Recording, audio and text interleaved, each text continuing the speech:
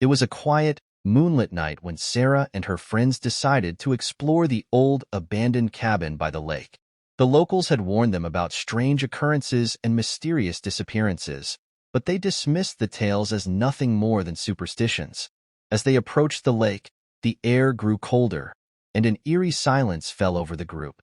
The water, normally calm, seemed to ripple with an unnatural energy. Sarah felt a chill run down her spine, but shook it off as a figment of her imagination. The cabin stood in the middle of the woods, its decaying structure casting long shadows in the moonlight. As they entered, the floorboards creaked under their feet, and the smell of damp wood and decay filled the air. They decided to split up to cover more ground. Minutes turned into hours, and Sarah's anxiety grew. Her friends were nowhere to be found, and the silence of the cabin was becoming unbearable. Suddenly, she heard a faint whispering coming from the direction of the lake. Gathering her courage, she followed the sound. As she reached the shore, she saw something moving in the water. A sense of dread washed over her as she realized it wasn't just the water stirring. Faces, pale and ghostly, began to emerge from the depths, their eyes hollow and filled with sorrow. These were the faces of those who had vanished, forever trapped in the lake's icy grip. Panicking, Sarah turned to run, but the whispers grew louder, almost pleading. She felt an unseen force pulling her towards the water. Desperately, she fought against it, but it was too strong. The last thing she saw before darkness consumed her was the reflection of the full moon on the lake's surface. The next morning, the lake was calm and serene, as if nothing had happened. The only evidence of the night's horrors was the abandoned cabin and the empty cars parked nearby. The townsfolk shook their heads, adding another story to the legend of the vanished at the lake. Sarah and her friends were never seen again, their fates sealed by the malevolent force that lurked beneath the water. The lake, beautiful and tranquil by day, held a dark secret, waiting for the next group of unsuspecting visitors to claim. Years passed, and the legend of the vanished at the lake grew. Some said the spirits of those who disappeared still wandered the shore at night, seeking help, while others believed the lake itself was a gateway to another realm. Despite the warnings, curiosity drew new visitors, eager to uncover the truth. One summer, a group of paranormal investigators decided to take on the challenge.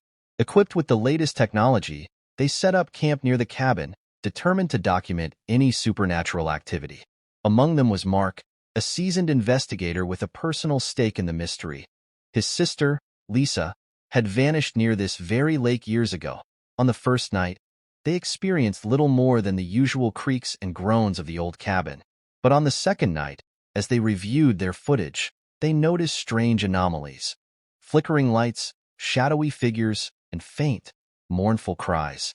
Intrigued and unnerved, they decided to conduct a séance by the water's edge.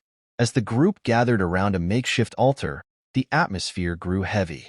Mark led the séance, calling out to the spirits of the lake, asking them to reveal themselves. The temperature dropped suddenly, and a thick fog began to rise from the water. Their equipment spiked with unusual readings, and the air buzzed with electricity. Then, a voice echoed from the fog, a voice Mark recognized instantly. It was Lisa. "Help us," she pleaded, her tone filled with desperation. "We're trapped. You must break the curse." The investigators, though frightened, pressed on. Lisa explained that the lake had been cursed by a witch centuries ago, a curse that claimed the souls of anyone who ventured too close at night. The only way to break the curse was to find the witch's remains and perform a ritual to cleanse the lake. Determined to save his sister, Mark and his team scoured the woods, searching for any clues. Hours later, they discovered an ancient, overgrown grave near the lake, marked by strange symbols. They knew this had to be the witch's resting place. With trembling hands, they gathered the necessary items for the ritual. As they chanted the incantation, the ground trembled and the fog thickened. Shadows swirled around them, whispering in an ancient tongue. But Mark's resolve never wavered. As the final words of the ritual were spoken, a blinding light erupted from the grave, and the fog lifted. The lake's surface, once restless, became calm and clear. Slowly, figures began to emerge from the water. Those who had been trapped, including Sarah, her friends, and Mark's sister, Lisa. Tears streamed down Mark's face as he embraced Lisa, their reunion a mix of joy and sorrow. The other souls, now free, whispered their thanks before fading into the night, finally at peace. The curse was broken, and the lake returned to its natural state. The cabin, once a place of fear, became a symbol of hope and redemption. Mark and his team left, their mission accomplished, but the legend of the lake lived on, a reminder of the darkness that once lurked beneath its tranquil surface. Years went by, and the lake remained peaceful, free from its haunting curse. Mark and Lisa became local legends themselves, their story inspiring a sense of cautious respect for the area. However, the tranquility of the lake would not last forever. One autumn evening, a new family moved into a house near the lake. The Johnsons were unaware of the lake's dark history and were simply looking for a fresh start. They had a teenage daughter named Emily, who was fascinated by the natural beauty surrounding their new home. Emily loved to explore and soon found herself drawn to the lake and the old cabin. Despite the locals' warnings, she spent many evenings by the water, captivated by its serene beauty and the mysterious stories she had overheard. One night, while sitting by the shore, she noticed something strange, a faint glow emanating from the water's depths. Intrigued, Emily waded into the shallow waters. As she reached out to touch the light, a sudden force pulled her under. Panic surged through her as she struggled to surface, but it was as if invisible hands were dragging her down. Just as she thought she would drown, she was released and pushed back to the shore. Shaken, Emily ran home and recounted her experience to her parents, but they dismissed it as a bad dream. Determined to understand what had happened, she decided to investigate further. Remembering the old stories, she sought out Mark, now a respected paranormal researcher. Mark listened intently to Emily's story, his expression growing grave. He had feared something like this might happen. Despite breaking the curse, he always suspected there was more to the lake's dark history. Together, they returned to the lake, armed with new equipment and a renewed sense of purpose. As they delved deeper into the mystery, they discovered hidden caves beneath the lake, filled with ancient runes and artifacts. Among them was an old, tattered journal belonging to the witch who had cursed the lake. The journal revealed that while the curse had been lifted from the souls trapped in the lake, a deeper, more sinister force had been awakened in the process. This force, an ancient entity known as the Water Wraith, had been bound beneath the lake for centuries. With the curse broken, it was now free to roam, its power growing with each passing day. The Wraith thrived on fear and could manipulate water to ensnare its victims. Realizing the danger, Mark and Emily knew they had to find a way to contain the Wraith before it claimed more lives. They enlisted the help of a historian who specialized in ancient curses and rituals. Together, they crafted a plan to trap the Wraith using a combination of modern technology and ancient magic. On a moonless night, they performed the ritual at the lake's edge. The air grew heavy, and the water began to churn violently. The Wraith emerged, a towering figure of shadow and water, its eyes glowing with malevolent intent. As it lunged towards them, Emily recited the incantation, and Mark activated the containment device. A blinding light enveloped the Wraith, and it let out a bone-chilling scream. Slowly, it was drawn back into the depths, its power diminished. The water calmed, and a sense of peace returned to the lake. The next morning, the lake was serene once more. The Johnsons, now aware of the lake's history, decided to stay, knowing that Mark and Emily had ensured their safety. The legend of the vanished at the lake evolved, now telling of a courageous girl who, with the help of a seasoned investigator, saved the town from an ancient evil. The lake, now truly at peace, became a symbol of resilience and bravery. And Emily, like Mark before her, became a guardian of its secrets, ensuring that its dark past would never threaten the town again. The calm that settled over the lake was a welcome relief to the townsfolk, but not everyone believed that the threat was truly gone. Among them was Professor Evelyn Harper, a renowned archaeologist and expert in ancient civilizations. She had heard whispers of the Water Wraith's awakening and was intrigued by the deeper mysteries the lake might hold. Evelyn arrived in the town one crisp winter morning, her curiosity piqued by the stories she had read in Mark's published accounts. She met with Mark and Emily, eager to learn more about their encounters.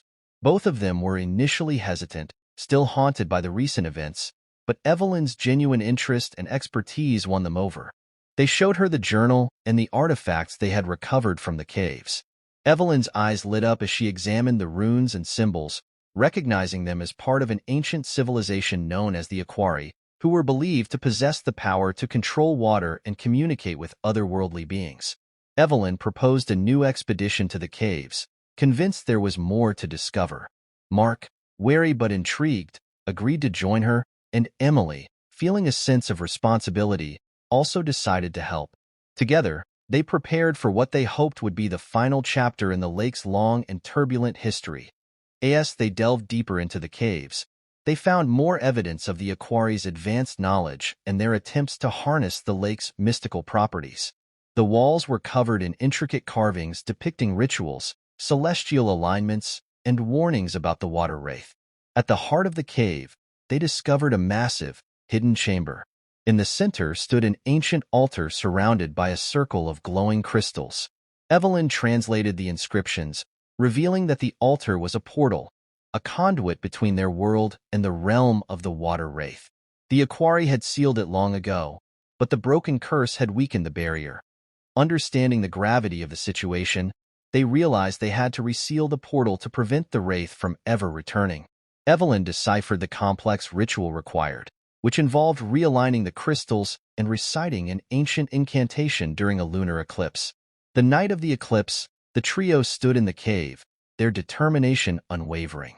As the moon passed into shadow, Evelyn began the incantation, her voice echoing through the chamber. Mark and Emily worked to realign the crystals, each move causing the ground to tremble and the air to thicken with energy. As the final words were spoken, the altar glowed with an intense light. The portal flickered, revealing glimpses of the wraith's realm, a desolate, watery expanse filled with tormented souls. The wraith appeared, its eyes burning with fury as it realized what was happening. Desperate, it lashed out, sending waves of dark energy through the chamber. Emily was thrown against the wall, but she struggled to her feet, determined to see the ritual through. With a final burst of strength, she placed the last crystal in position. The portal shuddered and began to collapse.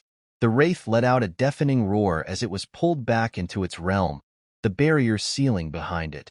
The glow faded, and an eerie silence filled the chamber. They emerged from the cave, exhausted but triumphant. The lake, now truly at peace, shimmered under the light of the restored moon. Evelyn, Mark, and Emily knew they had finally put an end to the lake's dark legacy. Word of their success spread quickly, and the town celebrated their bravery. The lake became a symbol of their resilience and unity, attracting visitors from far and wide who came to see the beautiful, mysterious waters that held so many secrets. Emily, following in Mark's footsteps, dedicated herself to protecting the lake's history, ensuring that its stories were preserved and its dangers remembered. And so, the legend of the vanished at the lake evolved once more, telling of the heroes who had finally sealed the darkness away, allowing the lake to remain a place of beauty and tranquility for generations to come. As the years went by, the legend of the lake faded into local folklore, and the town thrived, drawing visitors who marveled at its natural beauty and rich history. Emily, now a well-respected historian and guardian of the lake's secrets, felt a sense of pride and peace. She often gave lectures and tours, sharing the incredible story of the water wraith and the bravery that saved the town. However, the tranquility was once again threatened when a group of treasure hunters arrived, driven by rumors of hidden Aquari artifacts. Led by a charismatic but reckless leader named Victor Kane, they believed that the lake's depths held unimaginable riches and ancient powers yet to be uncovered. Ignoring the warnings, Victor and his team set up camp by the lake, preparing for a deep dive expedition. Emily, hearing of their plans, confronted them, urging them to reconsider. She explained the dangers and the hard-won peace that could be disrupted by their actions. But Victor was undeterred, convinced that he could control whatever lay beneath. On the day of the dive, the weather was ominous. Dark clouds gathered, and the wind howled through the trees. Emily watched anxiously from the shore, a sense of foreboding gnawing at her. She had enlisted Mark and Evelyn's help once more, hoping to prevent a disaster. As Victor and his team descended into the lake, they marveled at the submerged caves and the glowing crystals that lined the walls. They pushed deeper, driven by greed and curiosity, until they reached a chamber that seemed untouched by time. In the center was another altar, similar to the one Emily, Mark, and Evelyn had sealed years ago. Ignoring the eerie atmosphere, Victor began to pry loose the crystals, believing them to be the key to untold power. But as the first crystal was removed, the ground shook violently, and a dark fissure opened in the lake bed. The water churned, and an icy, malevolent presence began to seep through. On the surface, Emily and her team felt the disturbance. They knew they had to act quickly. Donning their diving gear, they plunged into the lake, following the path Victor had taken. As they neared the chamber, they saw Victor struggling against the dark currents, the water wraith's influence already taking hold. Evelyn began chanting an incantation, trying to buy them time. Emily and Mark worked frantically to replace the crystals Victor had disturbed. The wraith, now partially free, materialized as a towering, shadowy figure, its eyes glowing with hatred. It lashed out, trying to stop them. Victor, realizing the gravity of his mistake, joined in the effort, helping to hold the wraith at bay. With one final, desperate push, Emily and Mark secured the last crystal. Evelyn's chant reached its crescendo, and a brilliant light engulfed the chamber. The wraith screamed, its form disintegrating as it was forced back into the depths of its realm. The fissure sealed, and the water calmed once more. The group surfaced, gasping for breath, their hearts pounding with relief. Victor, humbled and grateful, apologized for his recklessness. He vowed to leave the lake and its mysteries undisturbed, sharing his experience as a cautionary tale. Emily, Mark, and Evelyn ensured that the lake was protected, placing new safeguards to prevent future intrusions. The town, once again safe, honored their bravery. The legend of the lake evolved yet again, now including the tale of the treasure hunters and the renewed efforts to protect the delicate balance of the natural and supernatural. Emily continued her work, dedicated to preserving the lake's history and ensuring that its beauty and peace endured. And so, the lake remained a place of wonder and mystery, its secrets guarded by those who understood the true value of its serene waters and the powerful forces that lay beneath.